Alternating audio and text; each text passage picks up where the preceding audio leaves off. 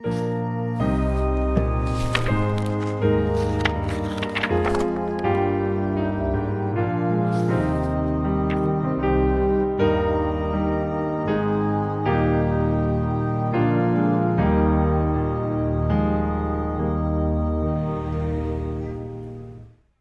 a comenzar con la enseñanza del día de hoy. Vamos a continuar con nuestra serie, la serie que estamos dando. ¿Recuerda alguien cómo se llama la serie? 7 amenazas que ¿qué?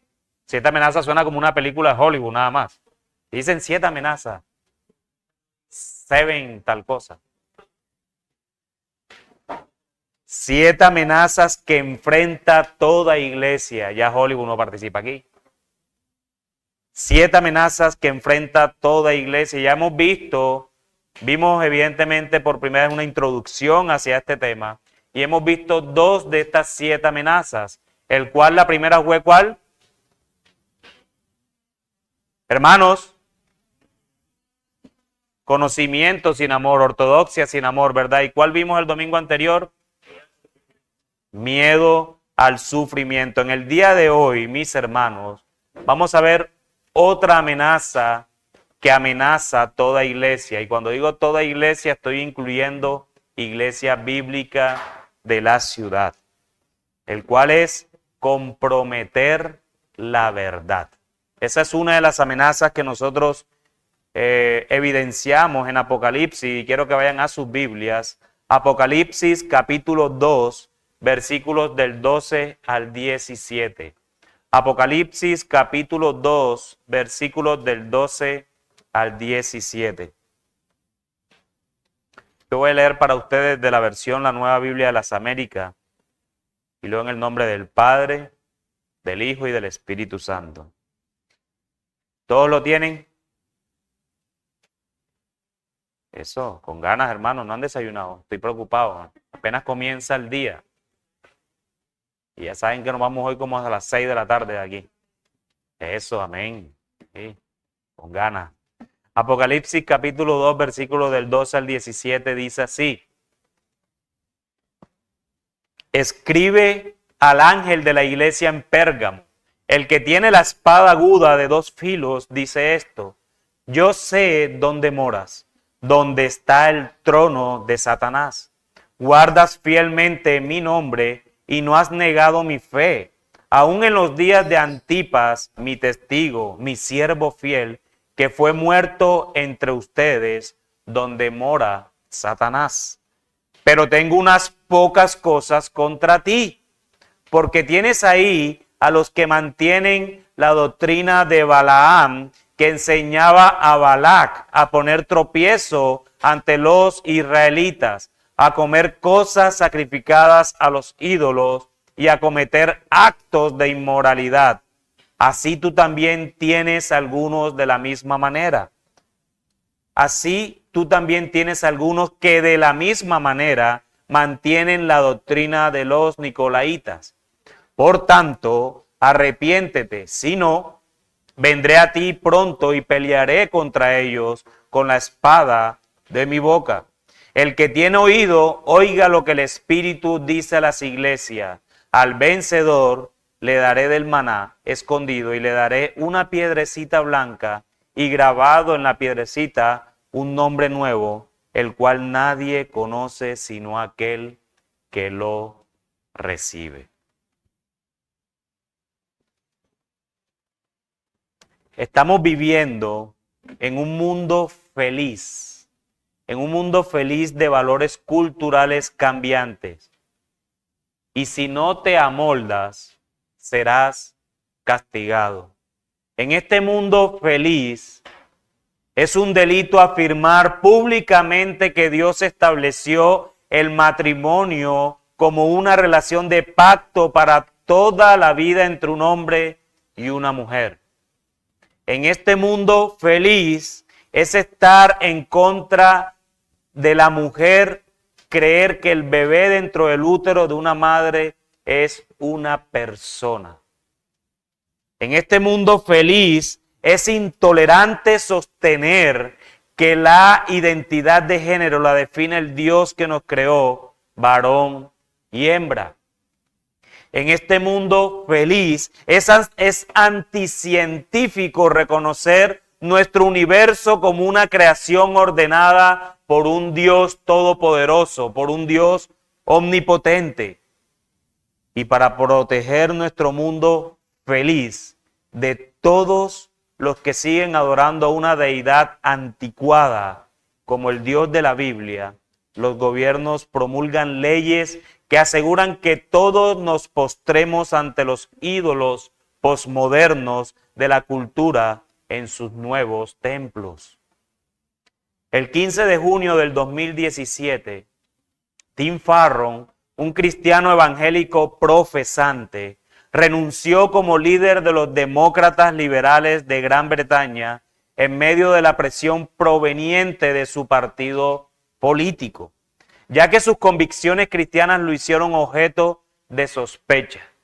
Al dimitir de su cargo, explicó que ser un líder político, en especial de un partido progresista y liberal en el 2017, y vivir como un cristiano comprometido y abrazar fielmente las enseñanzas de la Biblia, las enseñanzas de Jesús, le había parecido imposible. Cristiano, este es el mundo feliz en el que vivimos. Y parece que estas presiones culturales solo van en aumento. Y esto nos presenta a nosotros, a nuestra iglesia y a los pastores, una amenaza muy real. Y es comprometer la verdad en nuestras creencias solo por encajar y evitar el acoso de los demás. Y eso es lo que vemos hoy, pero no era muy diferente hace 2000 años cuando nuestro Señor le escribió a la iglesia que estaba en Pérgamo. Pérgamo era una próspera ciudad situada al norte de Esmirna. En un tiempo el gobierno local romano asentó allí su centro de operaciones. Durante ese tiempo, esa metrópolis fue una atractiva ciudad tanto para viajeros como para mercaderes y creció compitiendo en tamaño incluso con Éfeso y Esmirna. Juan el apóstol registra el mandato que Jesús le dijo de escribirle a la congregación, a la iglesia que estaba en Pérgamo. Así, cuando el ángel o el pastor le leyera esta carta a la congregación, todos sabrían que venía directamente de su Salvador. Jesús se identifica ante la iglesia de Pérgamo como el que tiene la espada aguda de dos filos, y es lo que nos dice el versículo 12.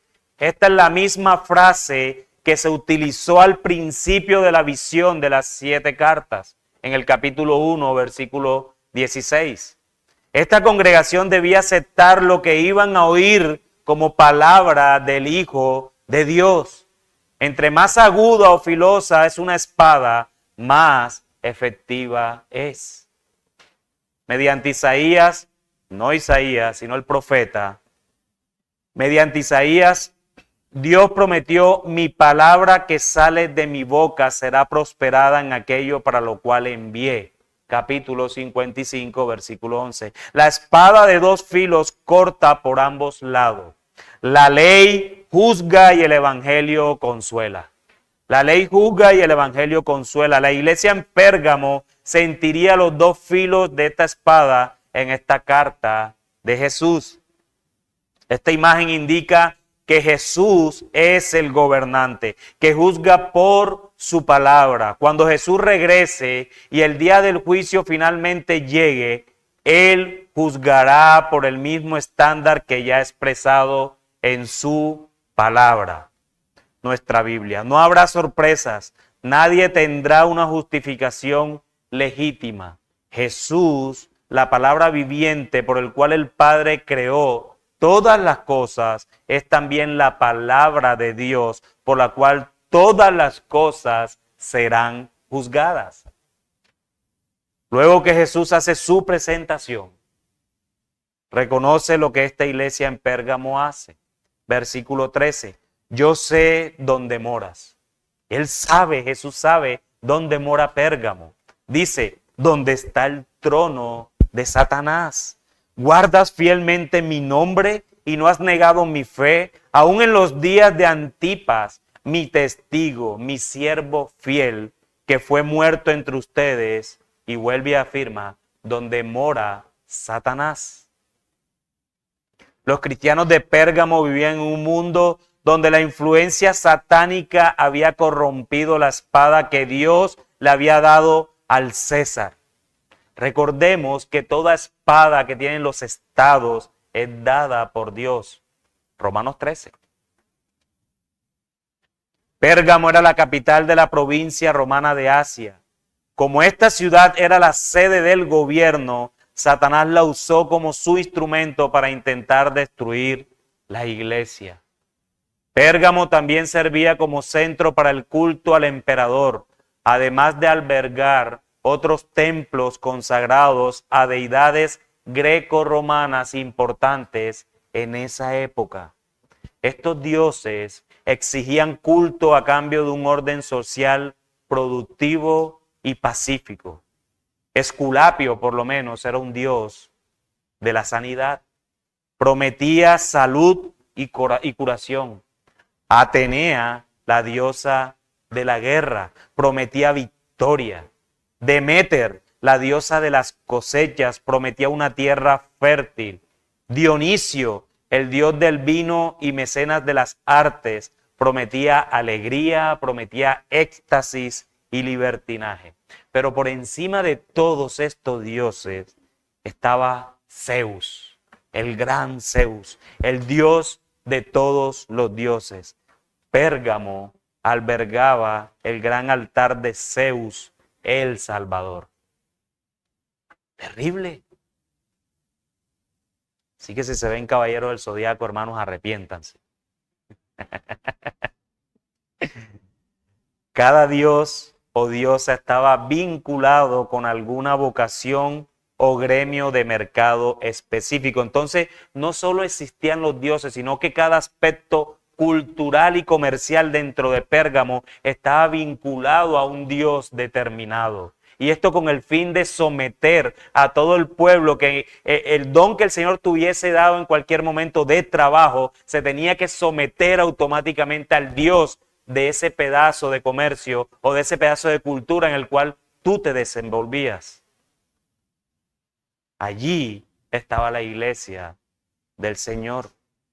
Había una tremenda presión social para practicar la idolatría con el fin de trabajar y sustentar a sus familias. Había una presión social para que sobreviviera, si era adorar a alguno de estos dioses que acabé de mencionar. Pero nosotros, hermanos, en este tiempo no estamos diferentes. Hoy Satanás continúa corrompiendo los gobiernos humanos. Como instrumentos de Satanás, en lugar de utilizar la espada dada por Dios mismo para castigar el mal y promover el bien, estos gobiernos castigan el bien y promueven el mal, al menos en algunos aspectos. Consideremos cómo un gobierno puede volver la espada de la justicia terrenal contra el pueblo de Dios. Pensemos en cómo algunos gobiernos nos presionan para que aceptemos sus definiciones de matrimonio, sus definiciones de sexualidad, sus definiciones de géneros. Y la aceptación no es suficiente, hermanos, pues ellos esperan que festejemos sus mandamientos y que nos inclinemos en adoración ante ellos. Y si nos negamos, entonces nos castigan. Ya no sale por ahí el Día Internacional del Orgullo. Y hasta estadios de países que antes se proclamaban conservadores, estadios con los colores que muy ágilmente se han robado ese orgullo. La pregunta que te hago, hermano mío, que estás en este lugar es: ¿a qué espada temerás? ¿A la del gobierno que es dada por Dios para castigar el mal, así no lo hagan? ¿O a la espada de la boca del Cristo que juzga condenatoriamente? ¿A cuál espada temerás? ¿Estaremos dispuestos a comprometer la verdad dentro de nuestra iglesia por causa de las presiones que vienen de afuera o que incluso pueden haber aquí adentro? Y te lo pregunto, amado hermano, es porque esto pasó hace 2000 años. Esto no es nuevo. Esto pasó en las primeras iglesias. Y podemos ver que no hay nada nuevo bajo el sol. Y así como Satanás gobernaba en Pérgamo, no es mentira que en esta ciudad, en este país, en este continente también lo hace. A pesar de que sabemos que es un trono mentiroso, que es un trono el cual lleva la condenación a muchos, es un trono que estaba allá y que hoy sigue aquí. Muchos cristianos en Pérgamo temían a la espada de Jesús y Él los elogia por eso.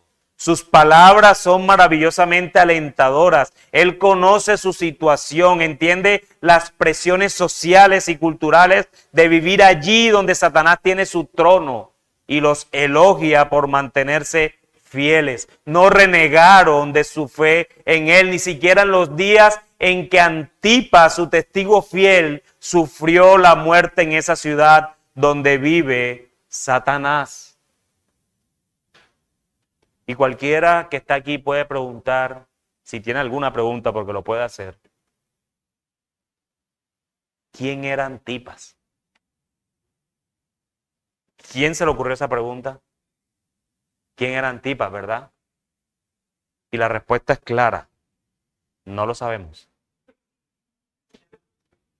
Pero lo que sí sabemos es lo que Jesús mismo dice de Antipas. Y eso es suficiente, hermano.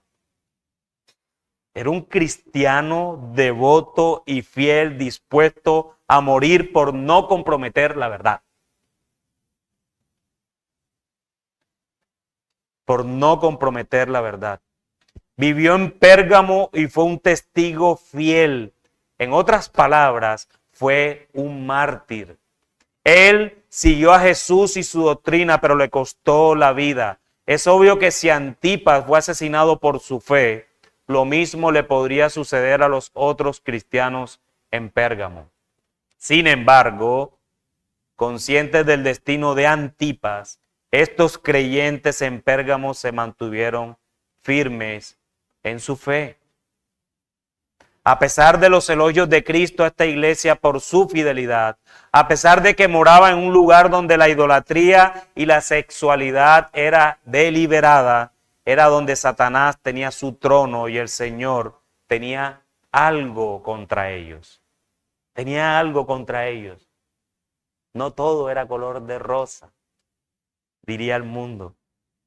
Versículo 14 nos dice, pero tengo unas pocas cosas contra ti, porque tienes ahí a los que mantienen la doctrina de Balaam, que enseñaba a Balac a poner tropiezo ante los israelitas, a comer cosas sacrificadas a los ídolos y a cometer actos de inmoralidad.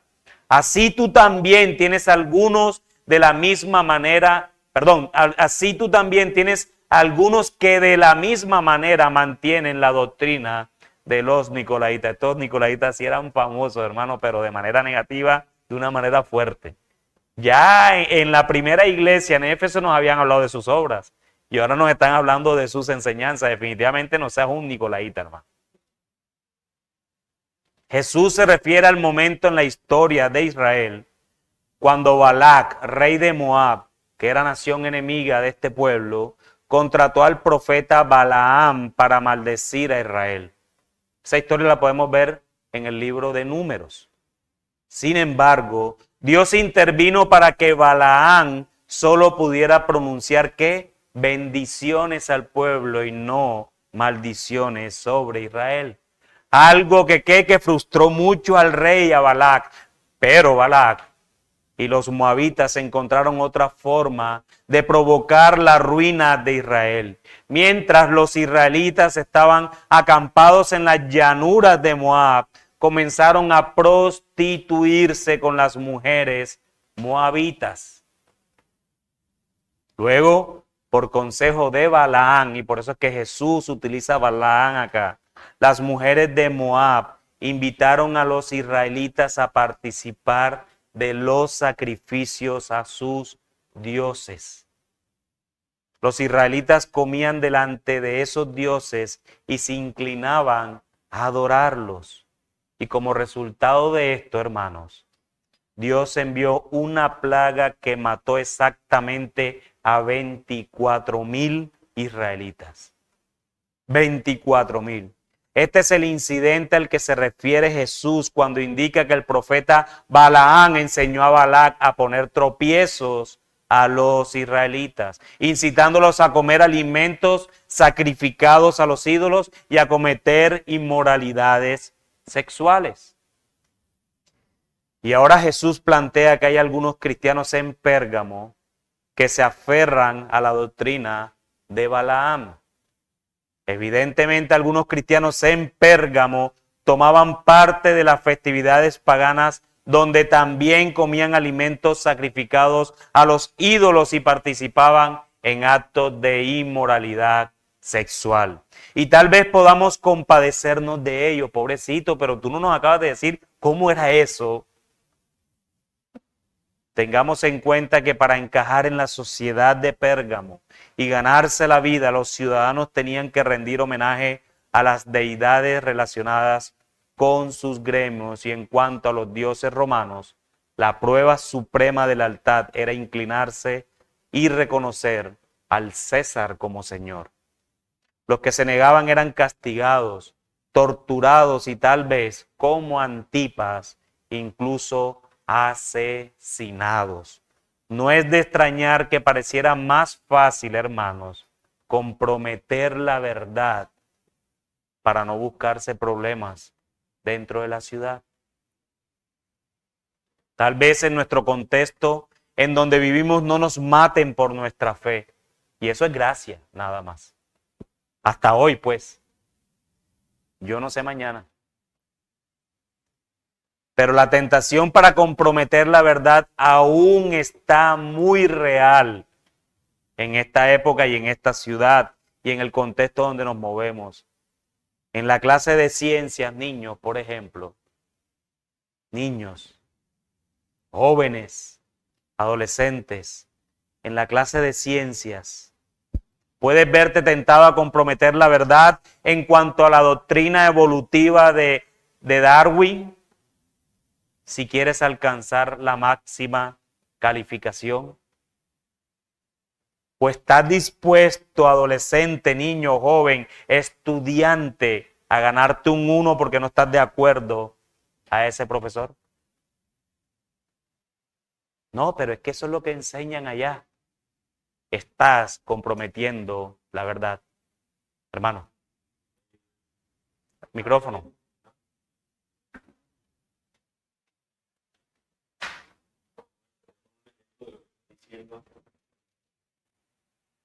Sí, es que justamente hoy leía de que Hungría acaba de decir que saca de los colegios el hecho de que tengan que estar enseñando acerca del homosexualismo y todo este tipo de cosas que está en la agenda progresista, y ahora pues los demás países de la Unión Europea están queriendo sacarlo porque, o sea, bueno, un presidente en particular de Países Bajos está promulgando que lo saquen porque no se ajusta a todo lo que los demás piensan. Entonces pensaba justamente eso esta mañana. De hecho, oré por ese presidente porque dije, ¿cuánto tiempo este hombre mantendrá ese compromiso con eso? Porque evidentemente todas las presiones que lo van a llevar es a eso. De hecho, no sabía que el presidente de Luxemburgo es abiertamente homosexual. Entonces también está promulgando para que a este hombre lo saquen, pues por estar diciendo algo que es absolutamente una verdad. Amén.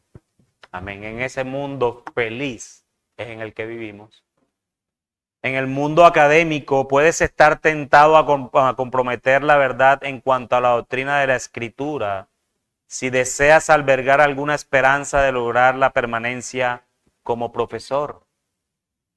En el puesto de trabajo puedes verte tentado a comprometer la verdad en cuanto a la doctrina del matrimonio, a aprobar las relaciones entre personas del mismo sexo solo porque tu jefe, el dueño, está de acuerdo con que dos personas del mismo sexo se casen. Y yo no estoy hablando de comprometer la verdad, es yo no digo nada. Con eso me callo. ¿Estás pecando por omisión? ¿Estás dispuesto, hermano, a decirle a tu jefe, ese pensamiento tuyo te va a traer condenación eterna? O si él dice que quiere que todos sus trabajadores se alineen y se pongan la banderita aquí en el pecho porque le están poniendo el alma. Hay un eslogan de eso aquí. Y les pregunto, ¿comprometerías la verdad por causa de que no tienes para comer el día de mañana porque sabes que la consecuencia de esto es que te sacarán de la empresa? El punto, hermanos, el punto es que no necesitas un revólver en la cabeza para comprometer la verdad. Ese es el punto al que quiero llegar. El punto es que todos los días somos tentados de muchas formas diferentes a ceder y a consentir para no buscarnos problemas. Seamos pastores, profesor, político, supervisor, subordinado, un ciudadano común, un estudiante. Cualquiera que sea, la presión está aumentando para que comprometamos la verdad, tanto por parte de nuestra cultura como del mismo gobierno.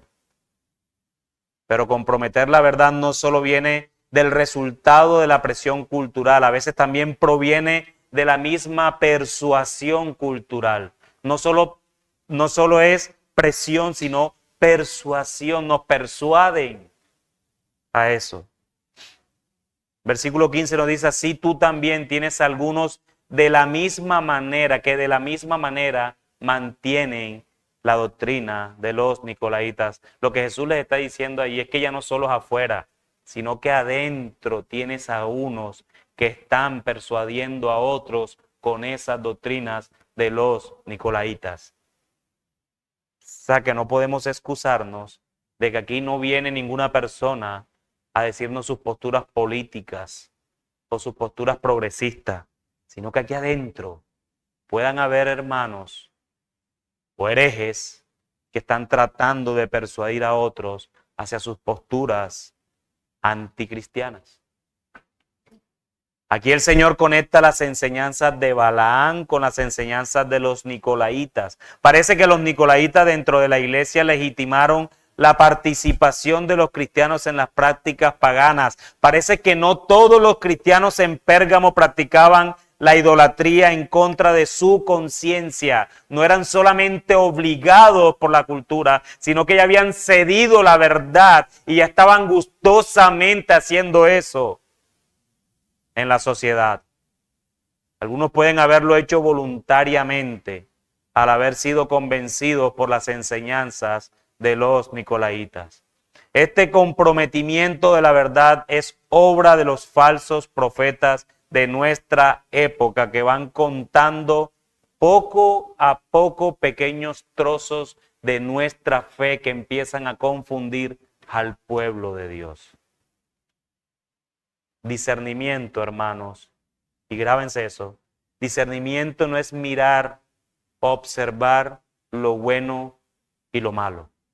Discernimiento realmente es observar entre lo bueno y lo que parece bueno. Son dos cosas abismalmente diferentes. La Biblia contiene la palabra de Dios. Eso es un trozo de la verdad. Porque la única verdad es que la Biblia es la palabra de Dios. Si ven cómo puedo decirles algo que ustedes dicen, es bíblico. La Biblia no contiene la palabra de Dios. Porque cuando te digo contiene, tú puedes pensar, o sea, que contiene otras cosas diferentes a la palabra de Dios. No, la Biblia es la palabra de Dios. Dios se manifiesta en tres personas. No es lo mismo que decir que Dios subsiste en tres personas: Padre, Hijo y Espíritu Santo. La primera es una herejía absoluta. La segunda es la única verdad que no podemos comprometer, porque es la única verdad que la Escritura nos enseña y solo les cambié una sola palabra. ¿Sí ven cómo se compromete la verdad? Solamente diciendo una palabra. Y ustedes, yo he podido decirlo así y no sé cuántos de ustedes me hubiesen frenado en una predicación. Mire, pastor, eso no es así. Arrepiéntase de lo que está diciendo y salga de ahí unitario. Y la verdad es que esperaríamos que se levanten para no comprometer la verdad.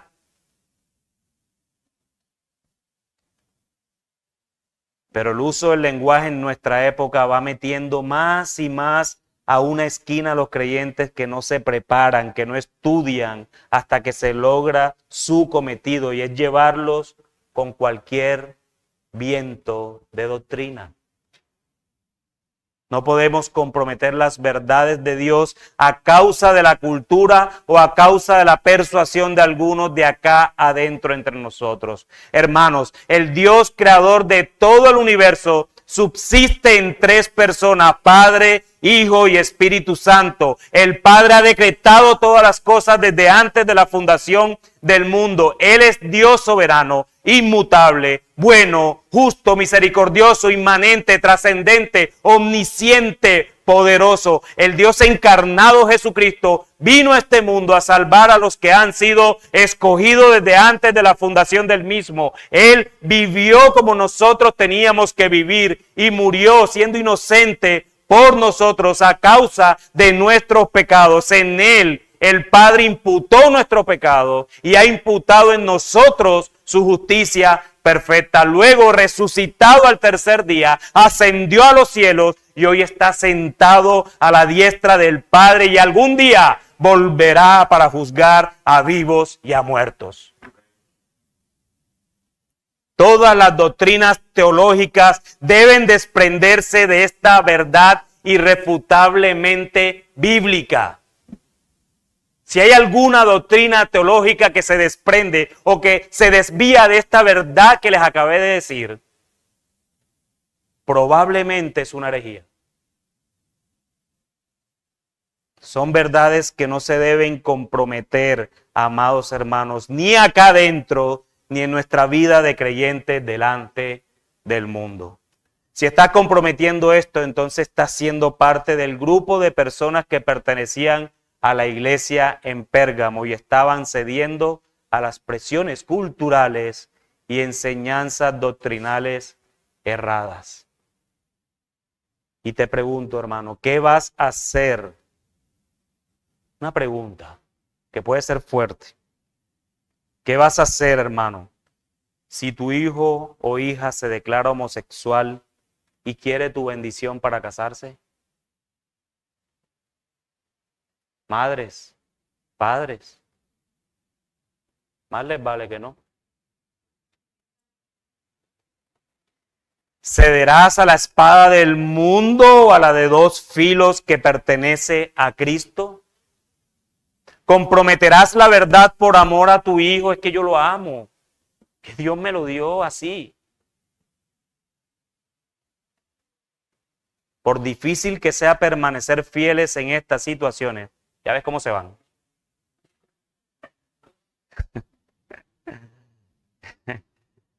Por difícil, de verdad,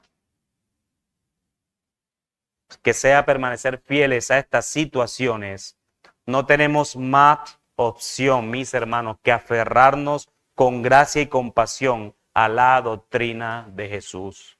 A la doctrina de Jesús. Pero seamos honestos, mis hermanos, en alguna medida hemos estado parados, hemos estado de pie allí algún día, hemos comprometido la verdad de Jesús por causa de la presión externa o aún por nuestras propias concupiscencias. Y si hemos estado en ese momento o estamos pasando por ese momento en donde estamos comprometiendo la verdad, Jesús nos alienta con tres palabras. Tres palabras. Escuchen bien. Por tanto, arrepiéntete. Arrepiéntete. Esta es un llamado de paciencia y amabilidad. A través del Antiguo y Nuevo Testamento, arrepiéntete es una palabra de esperanza. Independientemente de cuán lejos nos hayamos desviados, aún hay oportunidad para regresar a Dios. Algunas personas han explicado el arrepentimiento como una media vuelta. Cuando alguien va en dirección contraria que lo aleja de Dios, debe darse la vuelta y comenzar a caminar en la dirección opuesta, es decir, hacia Dios mismo. Pero antes de que podamos cambiar la dirección, debemos estar convencidos de que vamos en la dirección equivocada.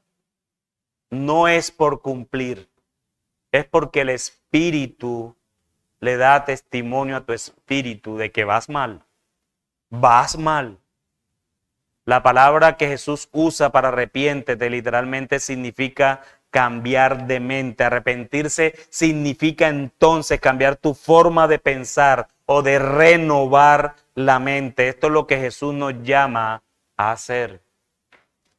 Si temes a la espada del gobierno, cambia tu forma de pensar. Si te persuaden alejarte de la fe, renueva tu mente. Pero hermano, ¿cómo hago eso? ¿Cómo lo hago? Con la misma palabra que Jesús ha revelado. Su doctrina, la palabra del Evangelio, lo que llamamos la fe. Tu mente no es un vacío. La única manera de cambiar la mente es reemplazar las formas erróneas de pensar por las formas verdaderas de pensar sobre el Cristo, sobre el Evangelio, sobre la fe, sobre las presiones externas y sobre las persuasiones que hayan dentro de nosotros conforme a nuestra fe. En definitiva, lo que todos nosotros necesitamos es una visión más amplia de Jesús, el Cristo glorioso y resucitado. De su boca sale una espada de dos filos. Puede que ahora le temas a la espada del gobierno, pero Jesús vendrá. Y él dice, si no, vendré a ti pronto y pelearé contra ellos con la espada de mi boca. Mis hermanos, si no lo sacamos nosotros, Jesús lo sacará. Nos manda que nos arrepintamos.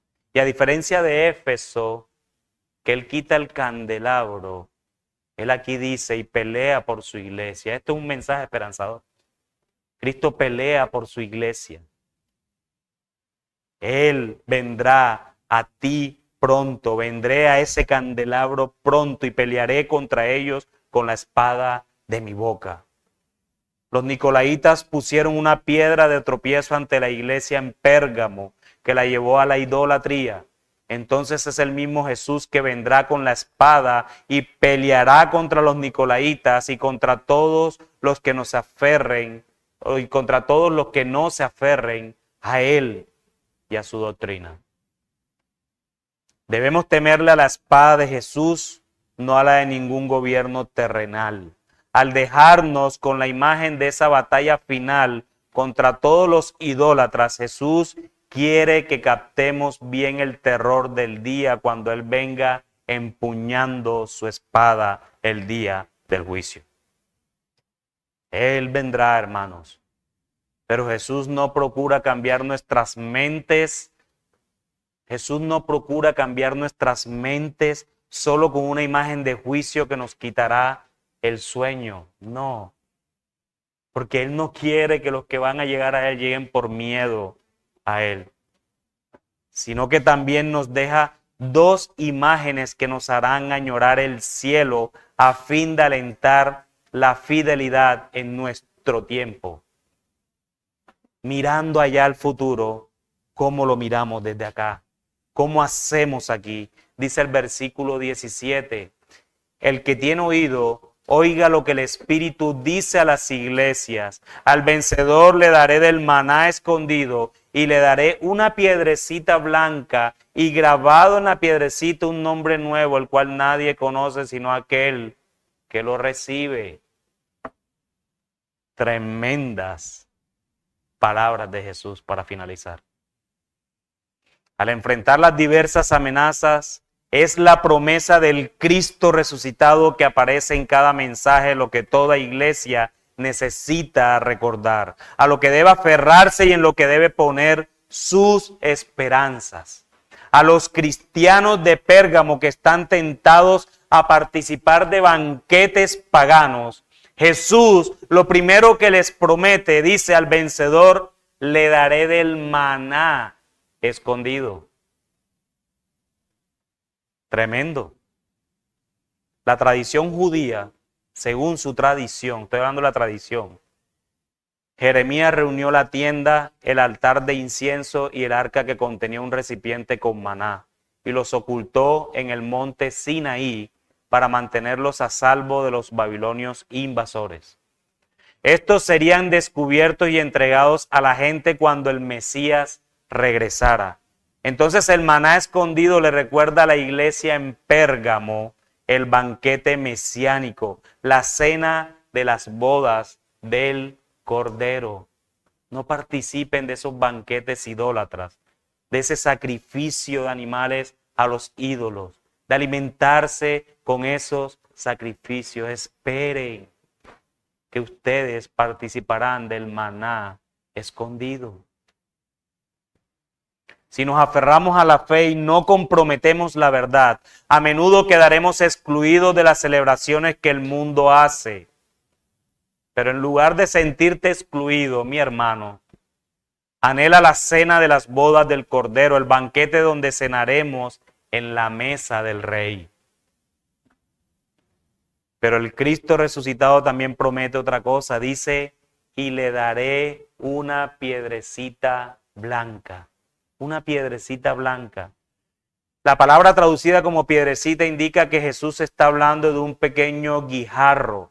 Guijarros son como esas piedrecitas que tú ves a orilla de los ríos o a orilla de los mares, excepto los del Atlántico. Quería decirlo, hermano, quería decirlo. Yo soy de aquí, pero detesto las playas de aquí. Pero si saben cuáles son las piedras como por acá en Santa Marta, las piedras blancas que están ahí chiquiticas, esos son los guijarros. Los vencedores de los eventos deportivos recibían guijarros blancos. ¿Para qué? Para asegurar su entrada a los banquetes de celebración por haber ganado.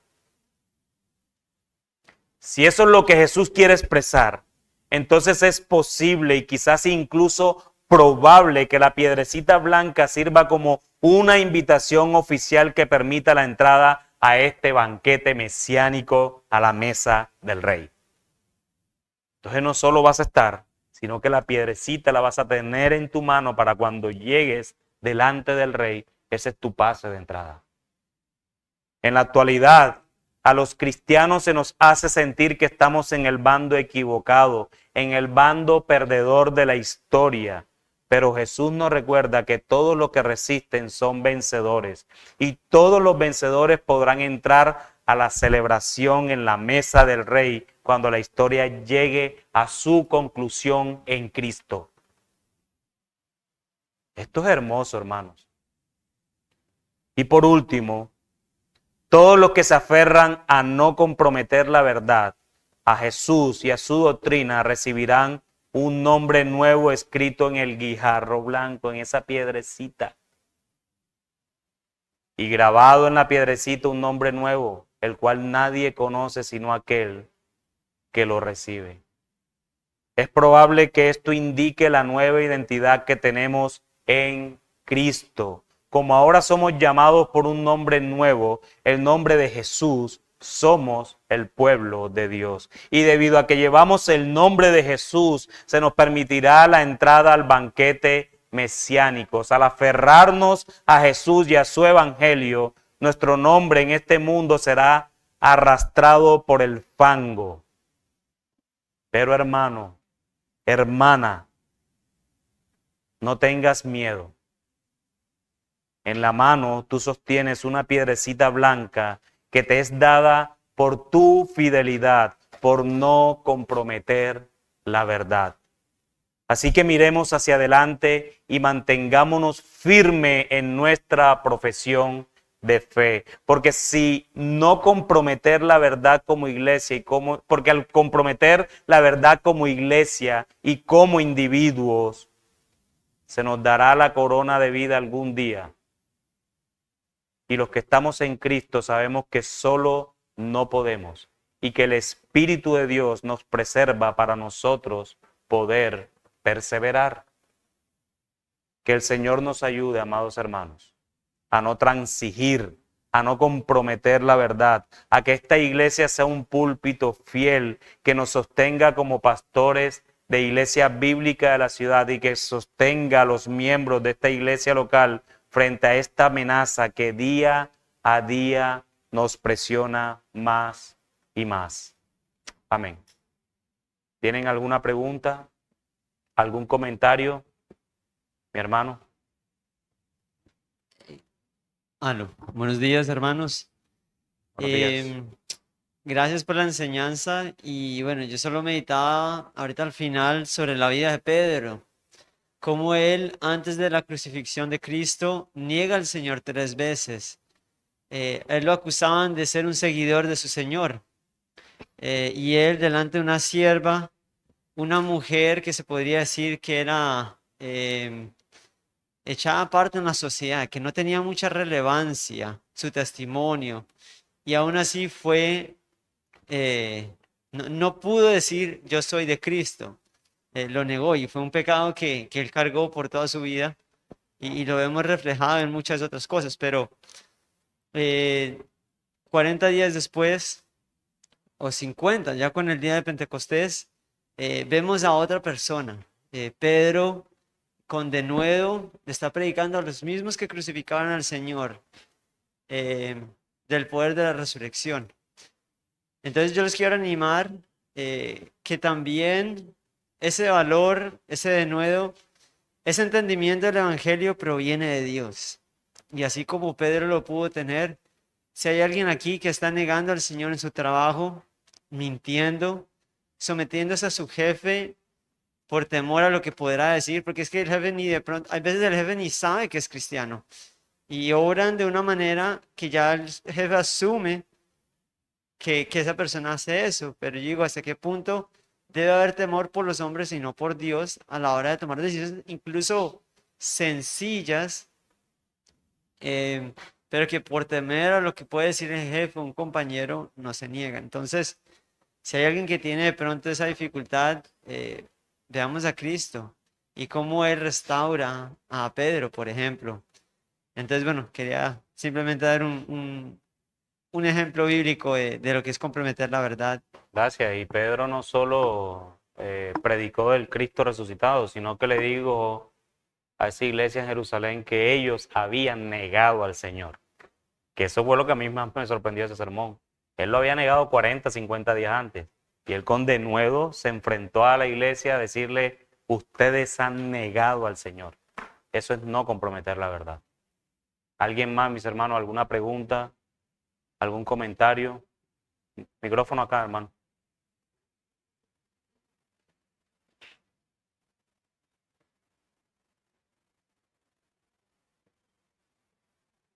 Que normalmente, usualmente, al comprometer la verdad hay algo que va a ocurrir y es que seremos ninguneados, o sea, vento como un don nadie, como que no, esta persona no vale escucharla, no tiene sentido, algo por el estilo. Y se ve curioso Al no comprometer. al no comprometer, exacto, cuando nosotros nos vamos en contra, porque estamos hablando de que hay una espada del mundo, ¿no? Una espada de los gobernantes, y al temer a este y nosotros no comprometer la verdad, exacto, seremos ninguneados por este mundo. Exacto. Y curiosamente lo vemos en el texto donde ni siquiera nosotros sabemos quién es Antipas. De hecho, alguno puede pensar que es antipático, pero no sabemos quién es Antipas. Pero el Señor sí lo conocía. Y nosotros podemos ser por el mundo ninguneados, pero Él nos conoce. Tanto así que en una piedrecita blanquita, pequeñita, ahí está el nombre que más nadie conoce, pero Él sí lo conoce también. Y nosotros que lo recibimos. Entonces no importa si por el mundo somos ninguneados o vistos como un don nadie. Al final lo que importa es que nuestro nombre Él lo conozca y que están escritos en el libro que Él tiene. Entonces eso creo que es lo que vale también. Me quedo con el verbo ningunear. Yo ninguneo, tú ninguneas, él ningunea. Bien, hermano, gracias por esa Real Academia de la Lengua que nos diste hoy. Pero sí, así es, hermano, de verdad que saber solamente que Dios sabe que somos suyos es suficiente. Eso es suficiente, más allá de lo que el mundo piense. Hermano, Sí, yo quería, estaba meditando bueno, durante la enseñanza, digamos que se ilustró el compromiso a la verdad, el tema del homosexualismo, y creo que es algo evidente, pero también la forma en como nosotros comprometemos la verdad en cuanto a la imagen de Dios en el otro, en el sentido de que nosotros quizás no aprobemos, qué sé yo, como cristianos, la pornografía, el adulterio y la fornicación, pero sí vemos contenido donde explícitamente se promueve. Entonces, al final yo no estoy de acuerdo, pero lo veo y al verlo le estoy alentando a que se siga produciendo. Entonces, es como pensar con nuestro consumo de información que estamos promoviendo, porque al final nosotros alimentamos estadísticas que dicen, este contenido funciona, sigámoslo haciendo. Y de alguna forma pienso que estamos comprometiendo la verdad también de esa manera. absolutamente de acuerdo. De hecho, hermano, ¿sabes a qué apelamos normalmente cuando no queremos discutir de esos temas? No, es que yo tengo libertad de conciencia. Sí y no.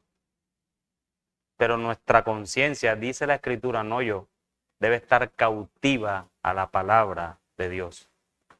Entonces, ¿de qué libertad de conciencia me habla? Si es de la libertad de conciencia para servir a tu Dios en medio de lo que hablas, dices y observas, entonces estás bien. Pero lo que tú no es que yo no tengo problemas con la pornografía, entonces yo puedo ver a dos personas desnudas allí haciendo de cualquier cosa y a mí eso no me afecta. Yo creo que no es correcto, porque estás haciendo lo que tú te has dicho, estás comprometiendo la verdad, no por ti, incluso los que están alrededor de ti, viéndote a ti, viendo eso porque no te afecta. Comprometemos la verdad. Y gracias, mi hermano, por eso.